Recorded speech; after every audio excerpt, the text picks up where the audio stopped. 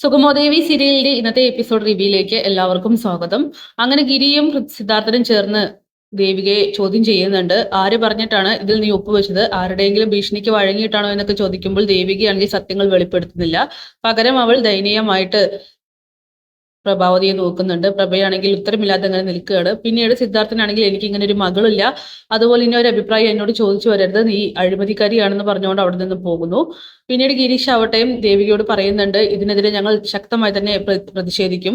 ആ ഒരു പ്ലാന്റേഷൻ അവിടെ വരാൻ പോകുന്നില്ല, അത് ദേവിയെ കൊണ്ട് ആര് ചെയ്യിപ്പിച്ചാലും അവരുടെ വെറും സ്വപ്നമാണെന്ന് പറഞ്ഞുകൊണ്ട് അവിടെ നിന്നും പോകുന്നു. എന്തായാലും ദേവികയാണെങ്കിൽ ആകെ തകർന്നു പോവുകയാണ്. തന്നെ ഒരു അഴിമതിക്കാരിയാക്കിയതിൽ ഇപ്പൊ അമ്മയ്ക്ക് സന്തോഷമായില്ലേ എന്ന് ചോദിച്ചുകൊണ്ട് പ്രഭാവതിയെ അടിക്കുന്ന പോലുള്ള കാര്യമാണ് ദേവിക ചെയ്തിട്ട് പോകുന്നത്. എന്തായാലും പ്രഭാവതിയും ആകെ തകർന്നു പോകുന്നു.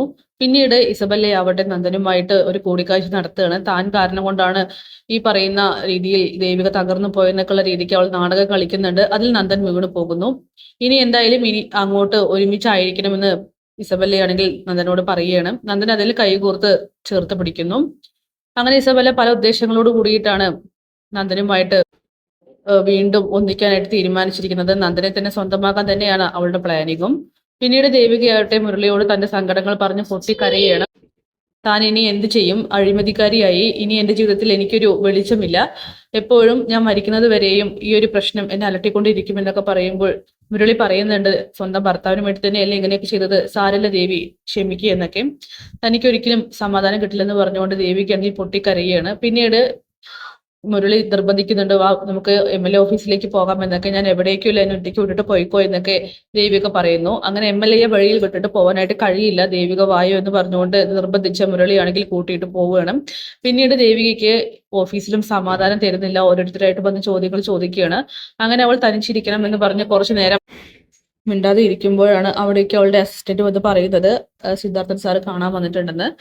ആരെയും കാണണ്ട എന്ന് പറയുമ്പോൾ അങ്ങനെ പറഞ്ഞാൽ ശരിയാവില്ലെന്ന് പറഞ്ഞുകൊണ്ട് സിദ്ധാർത്ഥനാണെങ്കിൽ അഴിമതിക്കാരിയായിട്ട് മാത്രമേ നിന്നെ കാണുകയുള്ളൂ, ആ പ്ലാന്റേഷൻ വരെ ഞാനും സമ്മതിക്കില്ല, ഉറപ്പായിട്ടും അതിനെതിരെ ഞാൻ പ്രതിഷേധിച്ചിരിക്കും എന്നൊക്കെ പറഞ്ഞ് ദേവികയുമായിട്ട് വഴക്കുണ്ടാക്കുകയാണ്. അച്ചായ എന്നൊക്കെ വിളിക്കുമ്പോൾ അച്ചായ എന്ന് മിണ്ടി പോവരുത്, ഇനി നീ എന്നെ അച്ചായ എന്ന് വിളിക്കണ്ട എന്നൊക്കെ പറഞ്ഞ് അവിടെ നിന്നും സിദ്ധാർത്ഥ ദേഷ്യത്തിൽ പോകുന്നുണ്ട്. ദേവിക വീണ്ടും പൊട്ടിക്കരയുന്നു. ശാരികയാവട്ടെ ദേവികയുടെ ഈ ഒരു നിലപാട് അറിഞ്ഞ് വലിയ ആദർശവാദി ആയിരുന്നല്ലോ, ഇപ്പൊ എന്തായി? സ്വന്തം കാര്യം വന്നപ്പോൾ പണത്തിന്റെ മുന്നിൽ വീണു പോയോ? ജനങ്ങളോട് ചേച്ചി എന്ത് മറുപടി പറയും? ഇത് വല്ലാത്തൊരു ചതിയായി പോയെന്നൊക്കെ പറഞ്ഞുകൊണ്ട് ശാരിക ദേഷ്യപ്പെടുന്നു. ഈ സമയം ദേവിക അനുഭവിക്കുന്ന വേദനകൾ ആരും തന്നെ മനസ്സിലാക്കുന്നില്ല. സ്വന്തം ഭർത്താവായ നന്ദൻ പോലും, അവനാണെങ്കിൽ പുതിയ ലോകത്ത് ഭയങ്കര ഹാപ്പിയിലാണ്.